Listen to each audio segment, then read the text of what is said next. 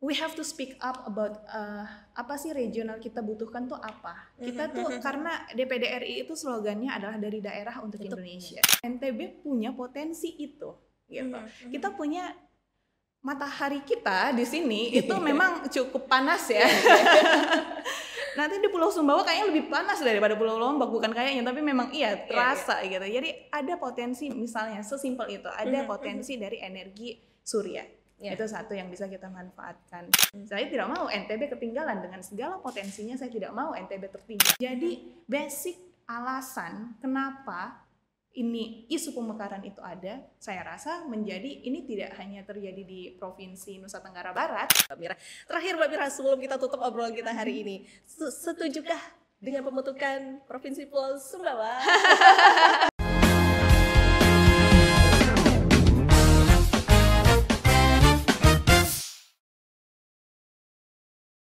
Assalamualaikum warahmatullahi wabarakatuh. Halo, apa kabar semua Tony Insight? Hari ini kembali hadir Insight Talk untuk semuanya bersama saya Tia. Dan kali ini kita punya tamu yang begitu luar biasa. Kali ini Insight Talk hadir buat semua Tony Insight bersama senator muda kita. Siapa dia? Baik, semua Ton, pada pemilihan legislatif 2024 lalu, Mira Midadan Fahmi terpilih sebagai anggota Dewan Perwakilan Daerah periode 2024-2029 dari Dapil Nusa Tenggara Barat. Dan Mira yang merupakan kontestan baru dalam kontestasi politik berhasil meraup suara sebanyak 265.104 suara dan dilantik menjadi anggota DPD RI Dapil NTB bersama 3 senator lainnya. Dan sebagai informasi tambahan, Mira Midadan merupakan perempuan berdarah Bima yang memiliki latar pendidikan di bidang ekonomi pembangunan dan saat ini sedang menempuh kuliah doktoral dan tertarik pada isu energi terbarukan. Dan saat ini ia adalah anggota Komite 2 DPD RI yang berfokus terhadap pengembangan kebijakan di sektor ekonomi, sumber daya alam, infrastruktur. Dan pada kesempatan kali ini, Insight Lombok berkesempatan untuk berbincang-bincang langsung dengan tamu kita yang begitu luar biasa hari ini, Mira Midadan Fahmi selaku anggota Komite 2 DPD RI. Langsung saja kita sapa. Halo, kabar baik Ibu Mira atau Mbak Mira? Mbak Mira aja. Kabar baik Mbak Mira. Alhamdulillah. Terima kasih. Kamu sehat kan? Alhamdulillah sehat juga. Akhirnya di sela-sela kesibukan beliau Semeton, kita kali ini berkesempatan berbincang langsung bersama beliau untuk membahas beberapa isu yang menarik. Namun yang pertama tentu yang menarik perhatian Semeton di rumah, ini tentang keberadaan senator muda di Senayan, apalagi asal NTB gitu ya. Seperti yang kita tahu kalau mengacu jumlah golongan muda di Senayan pada pileg sebelumnya 2019-2024, senator muda hanya berjumlah 25 orang. Sementara pada pileg tahun 2024-2029 jumlahnya memang meningkat walaupun sedikit, yang awalnya dari 25 sekarang menjadi 30, artinya mengalami kenaikan sebesar 20% atau tambah 5 orang, salah satunya ada Mbak Mira gitu. Alhamdulillah. Alhamdulillah. Dan kita jadi penasaran ini Mbak Mira, kira-kira ada pengalaman menarik apa sih menjadi senator muda di Senayan, dengan catatan senator muda Senator gitu. muda, oke. Gimana Mbak? Personally sebenarnya gimana ya, ini pertanyaan yang kalau ditanyakan ke saya jadinya agak kurang relate karena sebelum menjadi seorang senator, aku sudah masuk di sana duluan sebagai tenaga ahli. Baik, gitu. Jadi dunia politik ini bukan dunia baru buat aku. Selama ini menjadi orang di belakang layar, selalu membantu politisi-politisi nasional.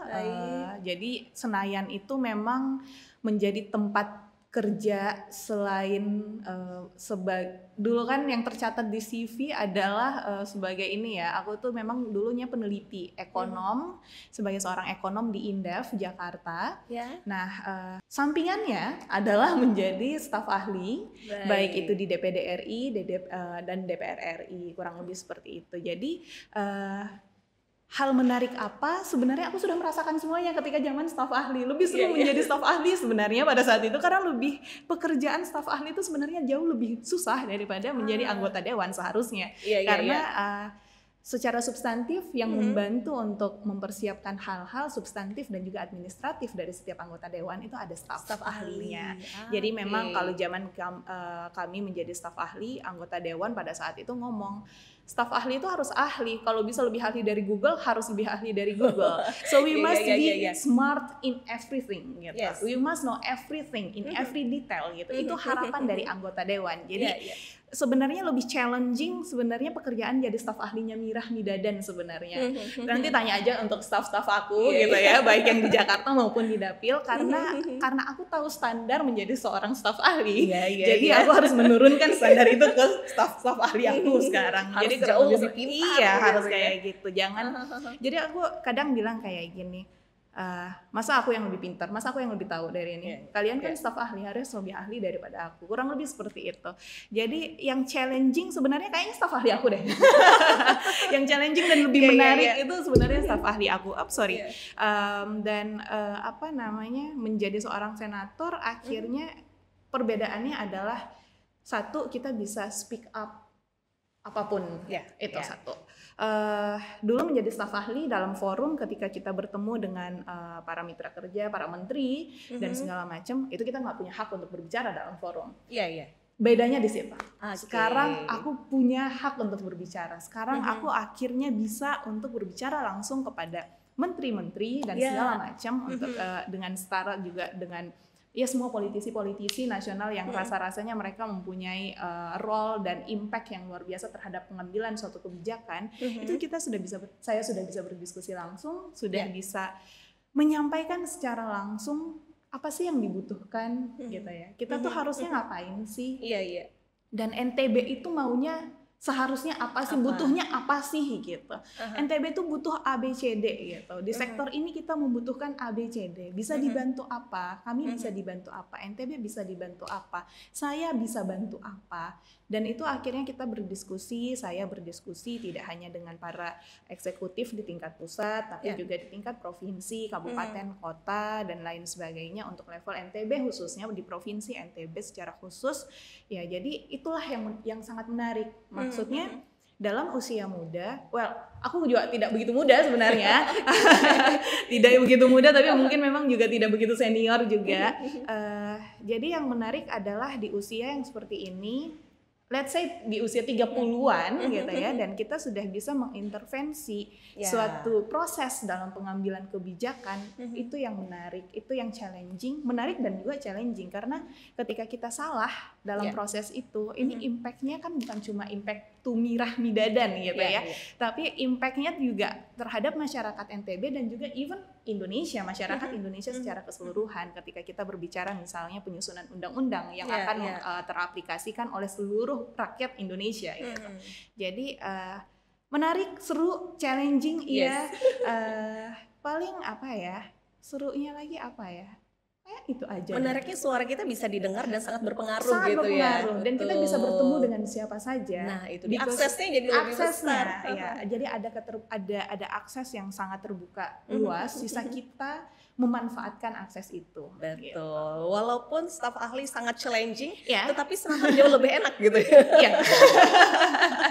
To be honest, gitu ya. Sekarang tuh kalau kamu lihat, gimana? Sekarang itu kita banyak di tahun ini, di era ini, di periode ini, banyak yang menjadi anggota legislatif itu adalah pentolan dari staf ahli. Oke, baik. You can check di DPR RI juga seperti itu. Aku mendapatkan beberapa berita, itu dulu beliau staf ahli di komisi, staf ahli ini, staf ahli itu. So maybe this is the trend, the new trend. Kayaknya ini juga yang perlu.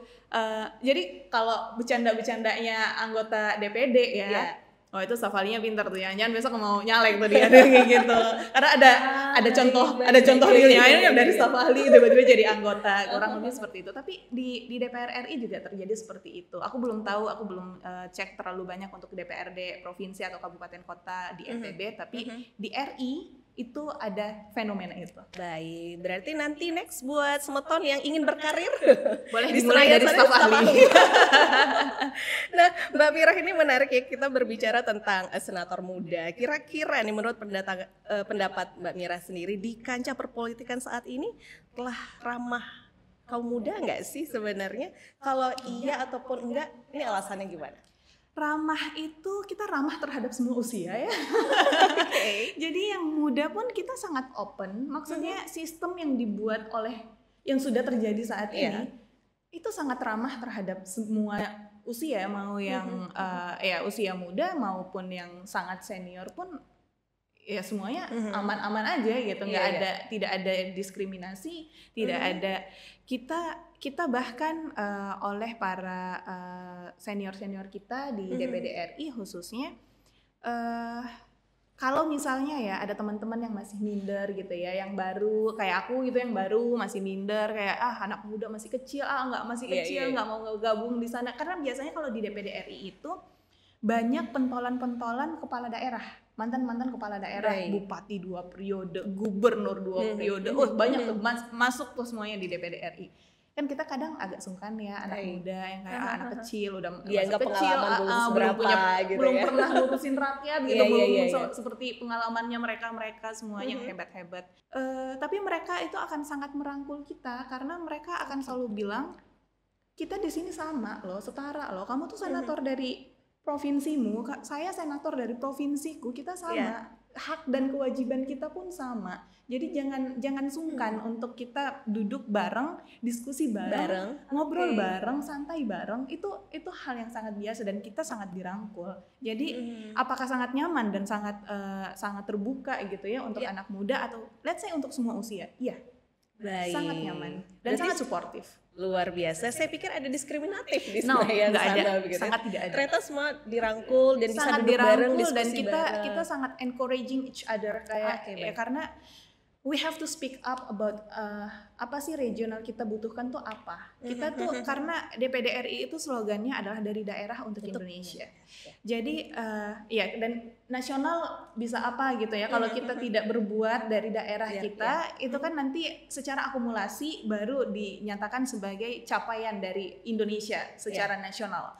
Nah kalau kita tidak saling menguatkan satu sama lain sebagai seorang anggota DPD RI dari setiap provinsi masing-masing, kita tidak akan bisa mencapai atau merealisasikan slogan kita itu dari daerah untuk Indonesia.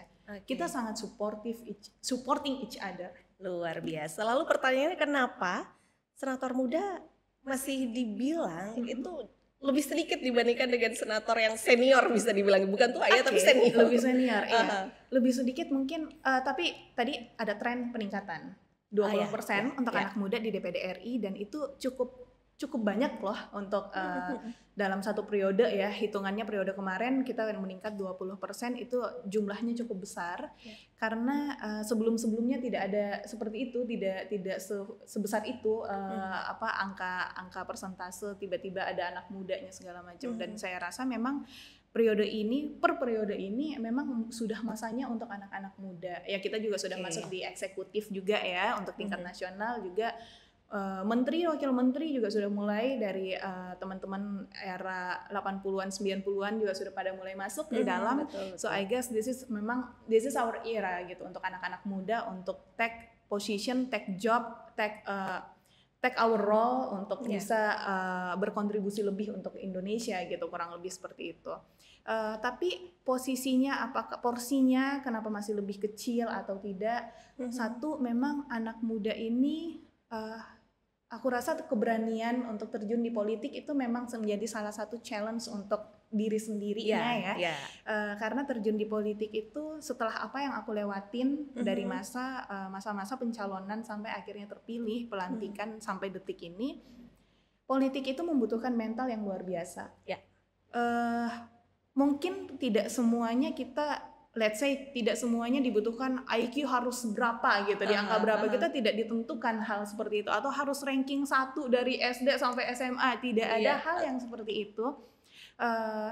Tapi memang mental yang harus dikuatkan, karena mental itu tidak hanya mental untuk dengan diri sendiri ya, tapi mental untuk bisa berhadapan dengan yang senior misalnya, mental untuk bisa berargumentasi dengan orang-orang lain, karena ketika kita menyampaikan suatu pendapat, tidak semua orang akan setuju dengan pendapat kita. Ada adu argumen di situ di dalamnya.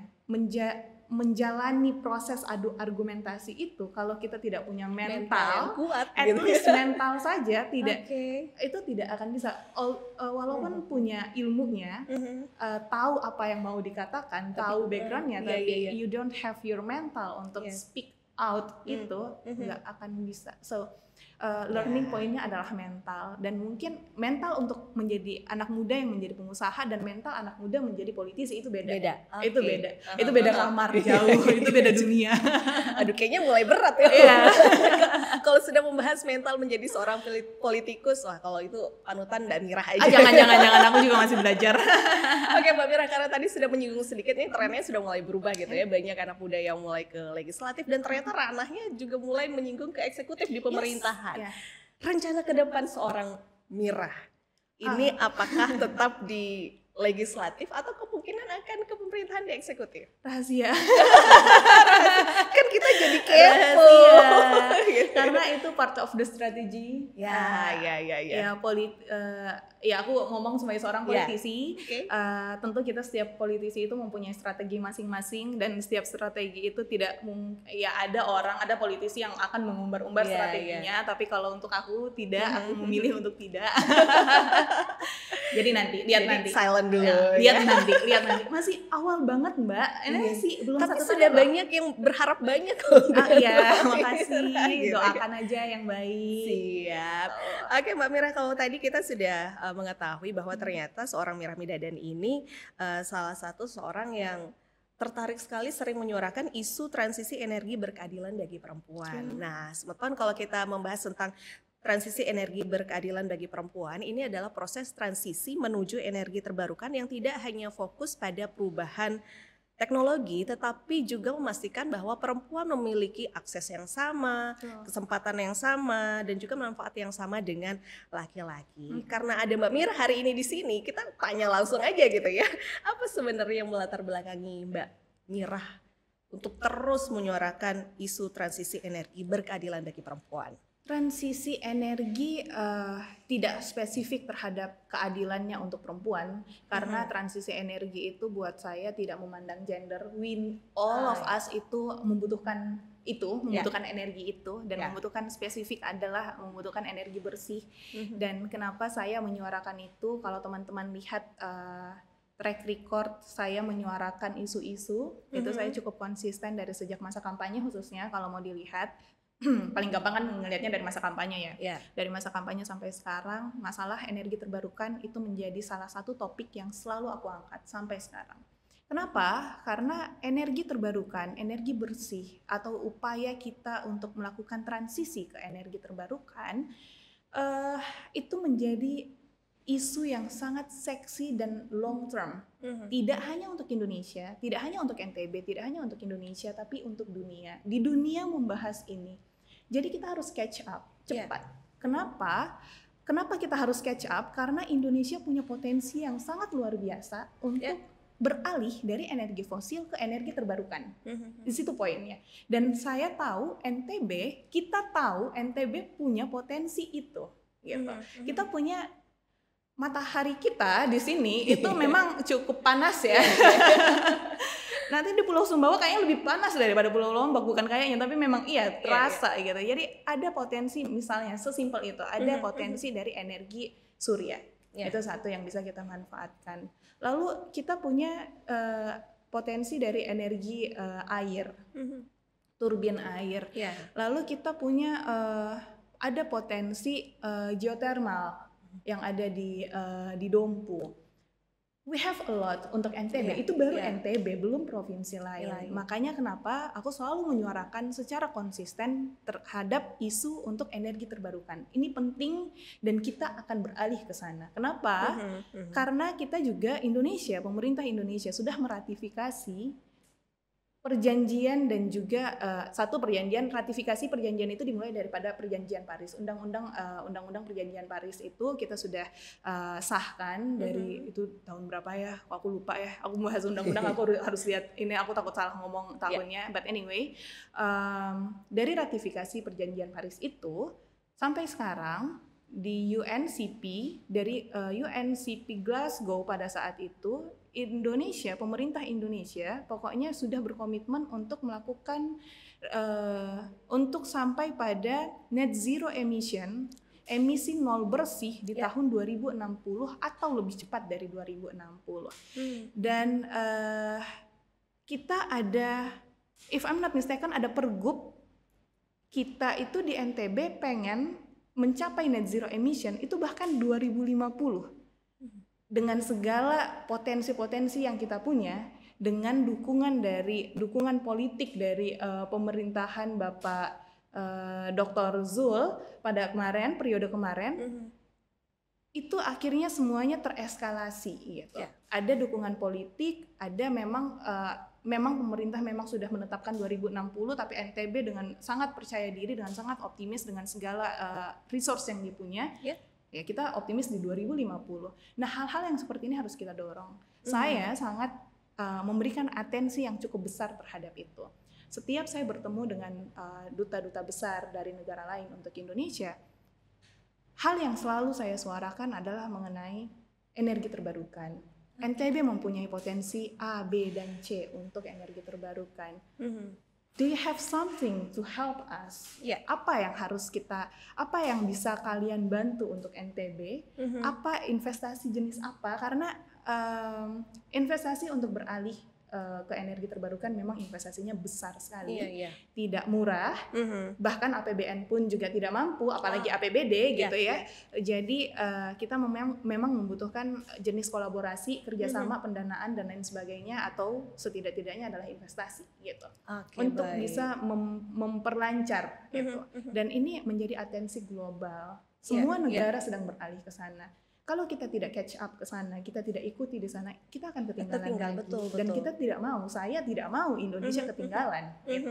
Saya tidak mau NTB ketinggalan, dengan segala potensinya saya tidak mau NTB tertinggal. Iya, jadi ini alasan utama sampai akhirnya Mbak Mirah terus menyuarakan isu ini begitu ya. Sedikit lagi, kalau tadi Mbak Mirah mengatakan bahwa ternyata energi terbarukan ini tidak memandang gender, tapi boleh sedikit lagi kita kembali, Mbak Mirah, kenapa sih energi berkeadilan untuk perempuan ini juga turut disuarakan oleh Mbak Mirah? Karena memang jadi di energi terbarukan ini ada yang namanya Just Energy Transition, JETP, Just Energy Transition Partnership. Ini salah satu skema pendanaan sebenarnya, yang mana di dalamnya memang menyangkut masalah gender di dalamnya, peran perempuan. Kenapa? Ketika kita beralih dari energi fosil ke energi yang terbarukan, pasti ada loss di situ. Misalnya PLTU batubara. Kita shutdown PLTU batubara, artinya kita akan berhadapan dengan angka pengangguran. Muncul angka pengangguran akibat layoff misalnya. Akibat penutupan PLTU batubara itu, kita akan akhirnya timbul angka pengangguran dari pegawai yang sebelumnya di sana. Pengangguran ini, pegawai di sana ini kan ada perempuan, ada laki-laki dan ada perempuan. Ada laki-laki dan ada perempuan. Ini yang harus kita tampung. Masalahnya adalah sistem di PLTU, di pembangkit listrik yang tenaga fosil dengan non fosil itu berbeda, dengan skill yang tentu berbeda yang dibutuhkan. Perempuan itu cukup rentan. Mungkin kalau laki-laki memang daya bertahan hidupnya untuk mencari pekerjaan, berpindah-pindah dari satu pekerjaan ke pekerjaan lainnya, mereka lebih tangguh gitu dibandingkan perempuan, karena banyak keterbatasan. Perempuan itu, saya banyak ketemu dengan kelompok-kelompok perempuan di NTB. Ada yang ngomong kayak gini, perempuan itu sudah jadi tulang rusuk, jadi tulang punggung pun. Gimana beratnya seorang perempuan itu menjadi tulang rusuk, menjadi pendamping dari seorang di rumah tangga, dan juga dia menjadi tulang punggung juga gitu. Belum kalau sudah beranak, sudah mempunyai keturunan, sudah punya anak dan lain sebagainya, harus menjaga keluarganya, harus mencari apa segala macam, sesulit itu. That's why untuk masalah energi terbarukan ini juga kita harus melihat sisi-sisi keadilan gender. Bagaimana bahwa perempuan akhirnya nanti bisa terserap dari yang sebelumnya mereka kerja di energi-energi yang fosil gitu ya, sumber dari fosil, ketika kita beralih ke energi terbarukan, mereka juga tetap bisa kita serap gitu. Jadi aksesnya, masalah akses di sini, akses terhadap perempuan itu untuk bisa masuk berkecimpung kembali di energi bersih ini, energi terbarukan ini, kurang lebih seperti itu di sektor-sektor seperti itu. Jadi itu yang harus kita make sure perempuan itu. Baik, kalau tadi sudah ada gambaran sedikit dari Mbak Mira terkait perempuan ini sendiri, menurut pemahaman dari Mbak Mira sendiri terkait transisi energi berkeadilan bagi perempuan di Indonesia secara umum seperti apa sih jika dibandingkan dengan NTB, atau hampir sama atau seperti apa sebenarnya? Kalau aku nggak salah ya, ini kalau aku cek notes dulu ya. Iya. Sebentar. Karena sebenarnya isu ini sangat menarik sekali, sangat menarik ya, apalagi kaum perempuan yang banyak menyuarakan berharap tidak berharap untuk disetarakan dengan laki-laki, tapi berharap memiliki akses yang sama. Ini masalah akses, semuanya masalah akses. Jadi gini, ada pergub di NTB, Pergub nomor 13 2024 itu yang akhirnya sudah memasukkan prinsip gender equality, disability and also dan social inclusion untuk just energy transition, untuk energi berkeadilan itu. Jadi sudah ada pergub itu khusus di NTB yang dikeluarkan sebegitu sebegitu besarnya atensi dari pemerintah provinsi NTB terhadap inklusi dan juga akses terhadap perempuan. Nah, secara nasional aku belum cek apakah ada yang sedetail ini, tapi saya sangat mengapresiasi bagaimana pemerintah Provinsi Nusa Tenggara Barat itu memperhatikan hal-hal yang sekecil itu. Dan ini harus dilanjutkan, ini harus diteruskan gitu. Dan harus kita kawal bersama, karena prinsip untuk memasukkan gender equality, bahkan disabilitas gitu ya, isu disabilitas, kemarin saya sempat bertemu dengan kelompok perempuan yang juga disable, itu memang mereka di NTB, mereka memang sangat kesulitan. Yang mereka teriakan adalah akses, akses untuk lapangan pekerjaan, akses untuk mendapatkan, jangan sampai di lapangan pekerjaan dulu, akses untuk mendapatkan skill, skillnya dulu untuk mereka bisa berlatih, belajar dan segala macam. Itu saja mereka terbatas. Baru setelah itu baru deh kita boleh loncat untuk akses mendapatkan lapangan pekerjaan. Betul. Jadi sudah pasti untuk teman-teman yang disable, apalagi perempuan yang disable, di NTB khususnya, karena kemarin saya bertemunya dengan kelompok-kelompok disable perempuan di NTB. Jangankan berbicara untuk lapangan pekerjaan, untuk mendapatkan pendampingan untuk pengasahan skill itu mereka sangat terbatas, aksesnya sangat terbatas, dan infrastruktur dan lain-lain sebagainya. Oke lah, itu masih panjang sekali, banyak sekali uraian masalah-masalah lainnya. Tapi untuk bisa membuat mereka semua survive, itu harus ada pendampingan untuk memberikan skill agar mereka bisa survive masuk ke lapangan pekerjaan. Itu basicnya untuk mereka bisa bertahan hidup at least. Secara ekonomi kita berbicara secara itu. Jadi adanya tadi untuk just energy transition, transisi energi bersih yang berkeadilan, khususnya untuk yang perempuan di NTB ternyata sudah punya pergub itu, which is very good and I really appreciate gitu. Mungkin ini kita jarang mengetahui ini gitu ya. Ada pergub itu, nanti dicek aja. Berarti semoga saja atensi dari pemerintah ini menjadi angin segar buat kita semua gitu ya, dan bisa menjadi lebih mudah mendapatkan akses. Nah, karena hari ini kita kedatangan tamu yang luar biasa, Mbak Mira begitu ya. Ternyata banyak Semoton Insight yang hari ini mengirimkan banyak pertanyaan juga. Dan tim dari Insight Lombok sudah menyaring beberapa pertanyaan. Boleh kita cek terlebih dahulu. Oke, sudah terlihat Mbak Mira, boleh dicek. Ini ada dari MWZN SPTR4. Bacanya apa ya? Lantas dasar apa Lombok dan Sumbawa mau pecah izin Mbak? Nah, ternyata ini banyak pertanyaan terkait emang mau pecah? Emang mau pecah kata siapa tuh? Mbak Mira tuh ya. Ada lagi dari ARIL 1872, emang Sumbawa bisa apa kalau nggak ada Lombok? Ternyata ini memang isu yang lagi ramai saat ini. Itu tendensius banget ya pertanyaannya. Emang bisa apa? Wow. Nembak banget gitu ya. Ini ada lagi bukan Randy. Saya dengar-dengar katanya ibu kotanya mau dipindah ke Praia ya. Apakah itu benar atau hoax? Ada lagi yang baru. Oke. Oke, Mbak Mira, karena kita memang mengetahui belakangan ini isu mengenai pembentukan provinsi Pulau Sumbawa lagi ramai-ramainya gitu ya. Boleh dijawab sedikit yang dari netizen ini, pertanyaannya luar biasa. Jadi gini, pemekaran itu kalau ditanya ya, dasar apa sih basic alasan dasar ya kenapa ini kalau dibilang pecah ini diksinya terlalu ini ya, jangan pakai kata pecah. Ini seakan-akan kayak kita mau lagi seakan-akan kenapa gitu ya. Enggak, ini sesuai dengan semangat undang-undang sih sebenarnya ya. Ini gini, semangat untuk kita pengen melakukan pemekaran atau menyuarakan pemekaran itu pasti karena ada masalah-masalah sosial dan dinamika sosial yang terjadi. Setidak-tidaknya terjadi masalah misalnya ketimpangan infrastruktur mungkin, ketimpangan akses, ketimpangan pembangunan dan lain sebagainya. Untuk kasus di NTB, NTB ini memang terdiri dari 2 pulau besar, Pulau Lombok dan Pulau Sumbawa. Teman-teman semuanya kalau melihat atau jalan-jalan, kelilingin aja Pulau Lombok, lalu keliling di Pulau Sumbawa, pasti teman-teman akan merasakan perbedaannya dari sisi infrastruktur fisik aja. Pasti akan terlihat, itu yang pertama. Belum akses-akses yang lain-lainnya. Banyak masyarakat kita di Pulau Sumbawa itu pasti rujukan kalau ketika mereka sakit dirujuknya ke Mataram, ke Pulau Lombok, kurang lebih seperti itu.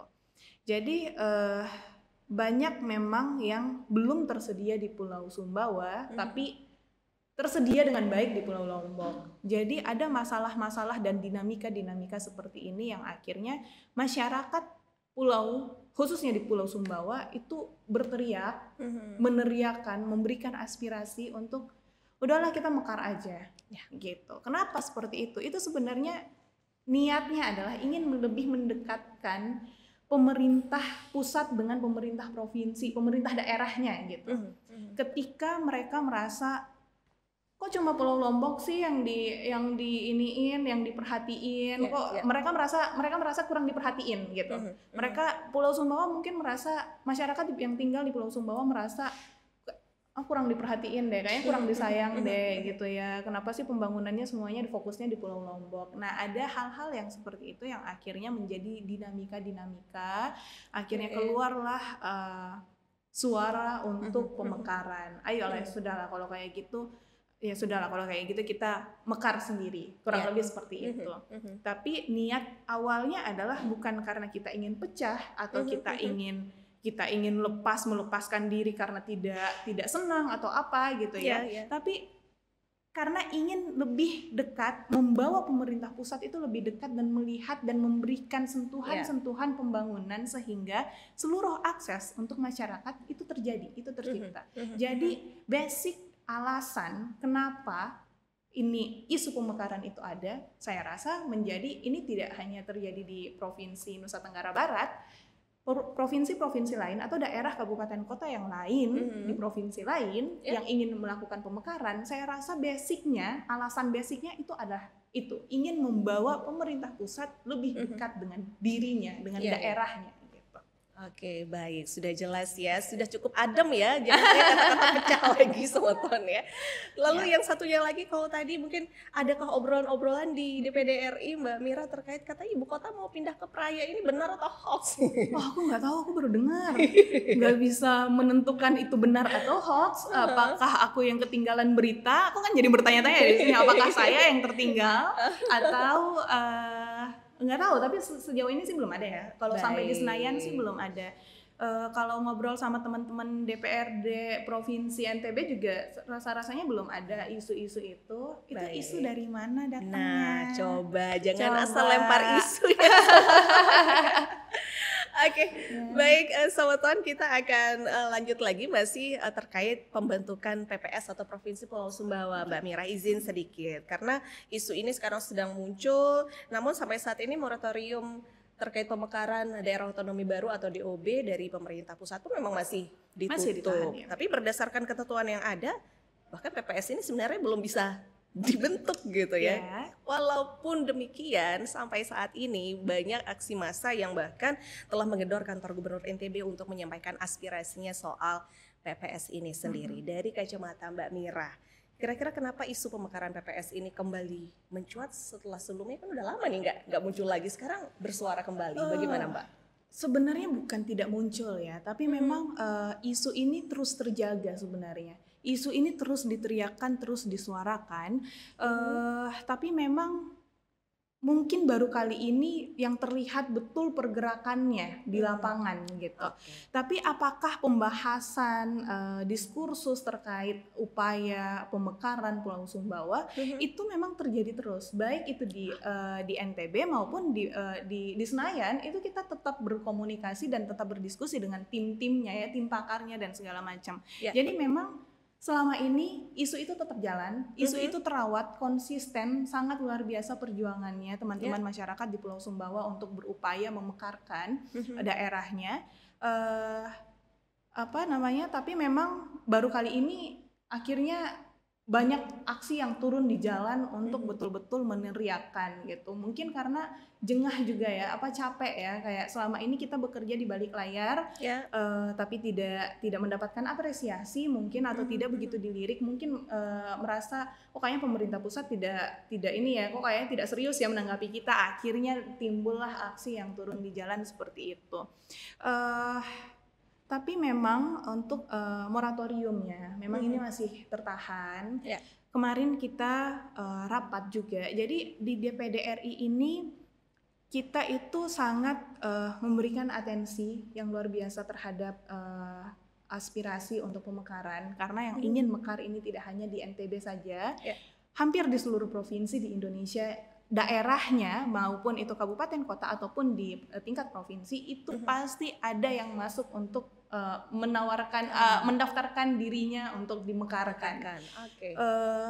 Sudah ada ratusan listnya saat ini, dan DPD RI mengambil langkah yang cukup serius. Kita kemarin berdiskusi dengan pihak Kemendagri yang mempunyai otoritas untuk masalah DOB ini, moratorium ini.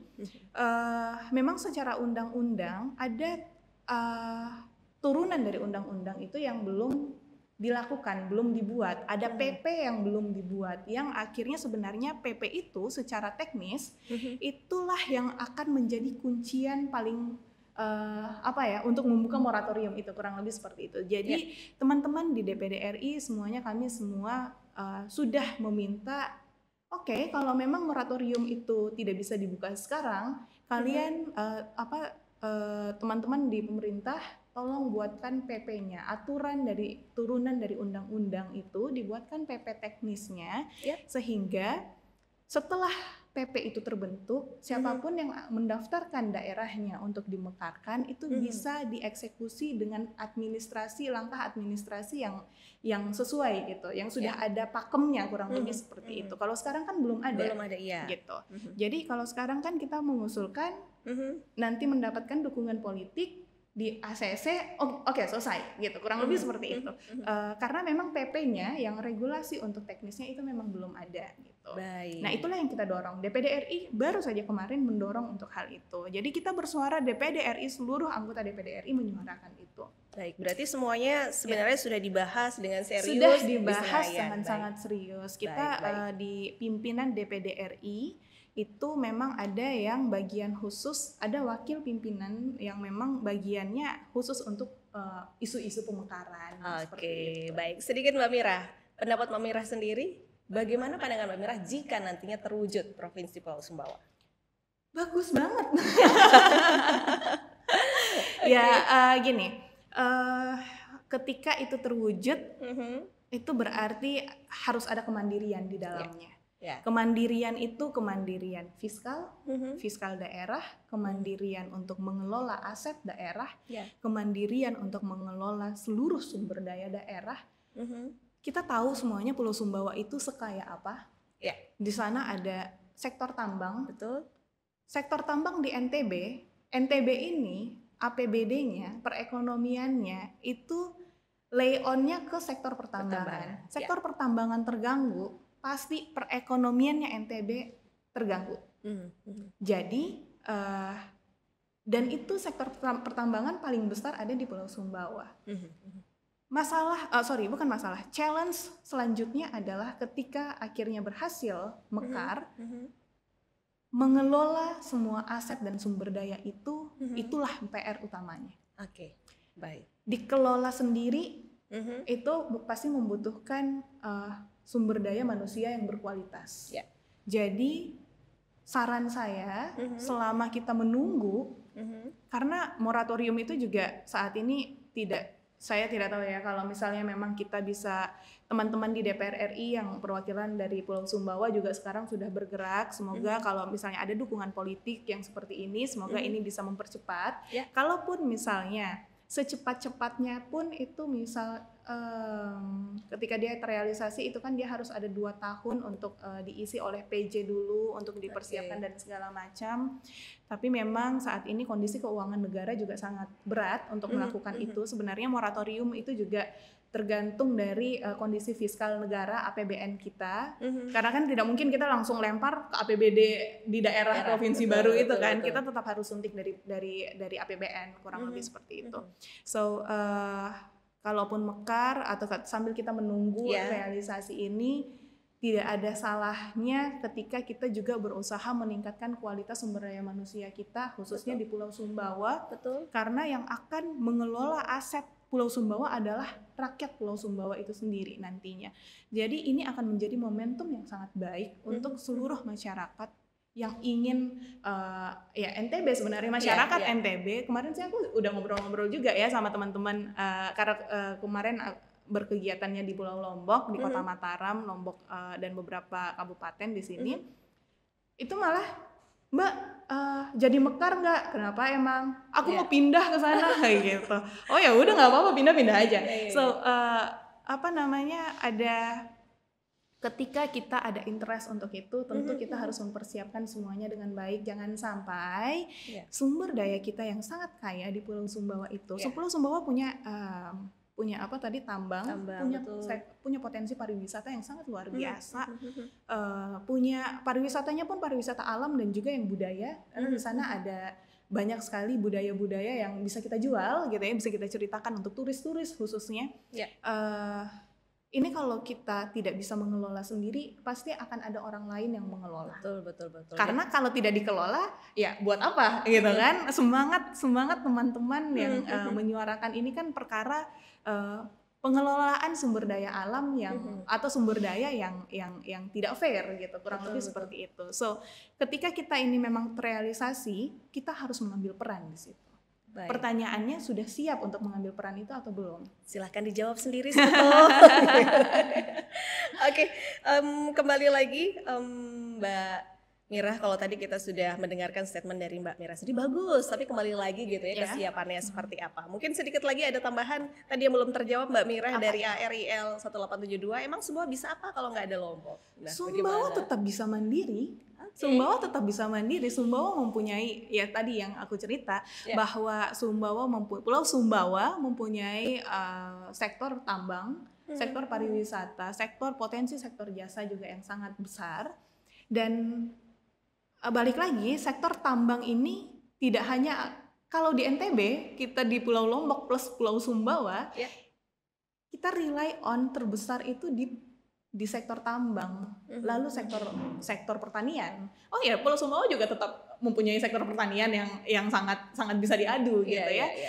Jadi sektor pertanian, peternakan, tambang, pariwisata, potensi jasa, kemudian itu menjadi kekuatan dari Pulau Sumbawa untuk bisa mandiri gitu. Baik, sudah terjawab semeton ya. Banyak hal yang bisa digali, potensi-potensi luar biasa yang ada di Pulau Sumbawa begitu ya Mbak Mira. Terakhir Mbak Mira, sebelum kita tutup obrolan kita hari ini, setujukah dengan pembentukan Provinsi Pulau Sumbawa?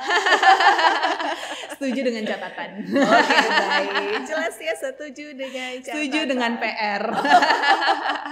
PR-nya lumayan. Ya. Oke, baik. Sekali lagi terima kasih Mbak Mira. Terakhir mungkin kita sudah membahas tentang keberadaan Senator Muda di Senayan, lalu kita membahas tentang transisi energi berkeadilan bagi perempuan, dan juga membahas tentang pembentukan Provinsi Pulau Sumbawa. Terakhir mungkin pesan untuk kita semua, silakan. Mbak Mira? Wah, pesan apa nih?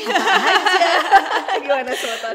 Jadi selama aku menjabat sebagai anggota DPD RI, memang tadi ya aku cerita ya, mental itu akhirnya yang menjadi perisai utama gitu ya, karena memang cukup berbeda mental yang dibutuhkan sebagai seorang politisi dan juga di sektor lain, kurang lebih seperti itu. Dan mental ini juga akan teraplikasikan ketika kita menyerap semua aspirasi. Aspirasi itu datangnya dari udara dan darat. Nah, jadi memang untuk teman-teman semua, nih kayak kita baca yang kayak gini ya, emang Sumbawa bisa apa kalau nggak ada Lombok? Ini kalau dibaca sama teman-teman Pulau Sumbawa kan jadinya kayak kok ngomongnya kayak gitu ya. Jadi please banget dalam menggunakan media sosial, ya kita harus filter juga ya, menggunakan kata-kata yang enak dibaca, yang sopan gitu, yang tidak dengan sengaja atau tidak sengaja pun tidak melukai hati orang lain gitu. Jadi kita bisa memilih diksi-diksi mana yang bisa kita gunakan di media sosial yang rasa-rasanya tidak akan membuat perpecahan. Kalau ada diksi yang membuat perpecahan di media sosial, karena media sosial ketika kita membaca komen atau apapun itu, status atau apapun itu, kita membaca dengan nada kita sendiri sesuai dengan kondisi emosi kita pada saat membaca. Jadi ketika kita lagi bad mood, ketika kita lagi moodnya tidak baik dan kita membaca itu, sebenarnya mungkin nadanya nada netral, tapi dibaca dengan nada yang tinggi, nada tinggi, jadinya kita salah paham. Jadi kesalahpahaman itu malah terjadi banyak karena perkara media sosial ini, penggunaan media sosial atau penggunaan diksi-diksi di media sosial yang rasa-rasanya memang membuat banyak dinamika sosialnya lebih tinggi malah di real life. Padahal sebenarnya kalau ngobrol langsung nggak kayak gitu nadanya gitu. Jadi makanya kayak sekarang ada tren gitu ya, kayak nanya dengan nada sopan, nanya dengan nada apa gitu. Karena untuk menekankan bahwa kita sedang baik-baik aja kok, nanyanya bercanda gitu. Baca dengan nada rendah. Iya gitu. Jadi ada notes-nya gitu ya setiap kita bikin statement dalam media sosial. Oke, baik sekali, terima kasih Mbak Mira. Waktunya luar biasa untuk hari ini. Luar biasa kesempatan hari ini, kita sudah berbincang banyak hal dengan tentu saja narasumber kita yang luar biasa, anggota Komite 2 DPD RI, Mbak Mirahmi Dadan Fahmi. Semoga pesan tadi cukup menyejukkan kita semua ya sebetulnya. Amin. Sekali lagi terima kasih buat teman-teman semua yang sudah menyaksikan Insight Talk hari ini, dan jangan lupa like, komen, dan subscribe YouTube Insight Lombok dan follow akun Insight Lombok di sosial media teman-teman semua. Wassalamualaikum warahmatullahi wabarakatuh dan sampai jumpa.